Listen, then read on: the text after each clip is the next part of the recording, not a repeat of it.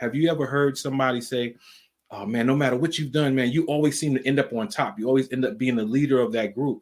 It might be within you, but that person is also probably a humble person because they wanted to learn. Do you feel like there needs to be more advocacy as far as recovery is concerned? Because that's something that I feel like is neglected as the caregiver of a stroke survivor. I really sense that, you know.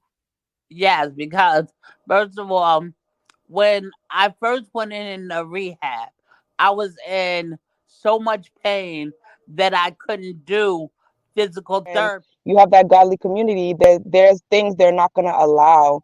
And if you're still playing and dibble dabbling in the things of the world, that hinders you from fully receiving the grace that's like, or even just the favor that's in, how do I say it? That's in just in a godly So it's community. customary to take your shoes off and have somebody wash your guests' feet.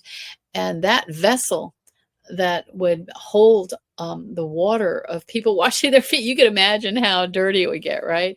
And every now and then it would also have to go back to the potter's house to be refired and get the dirt out. And that means even in our ugly, hard, difficult situations, God was there for me. And even though I had to endure this ugly thing in my life, and I don't think God sent it, I don't think God willed it, I don't think God was happy about it, but yet I felt the presence of God, looking back, knowing that God was with me. But the good news is I know I'm going to win because Right. I got God on my side. So I know I'm going to win, but it is a battle and it's a constant battle. And you got to build your armor and you got to sharpen your armor and you got to keep doing it and you got to keep building those good habits to get rid of those bad habits. People need you. The people that the Lord has assigned to your life, they need what's in your belly. It gotta come out. Gotta birth it.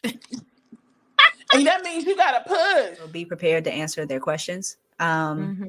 Because there will be a lot of them. And even if you don't know, like, don't try to make up something, like literally just say, well, I don't know, but let's go find out, because that's going to train them to do the same, to seek the answers within scripture.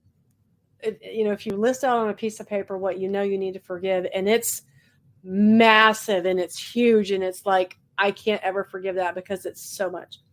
What I tell people to do is pick something else that's smaller, that hurt less, and that seems by scale easier to forgive.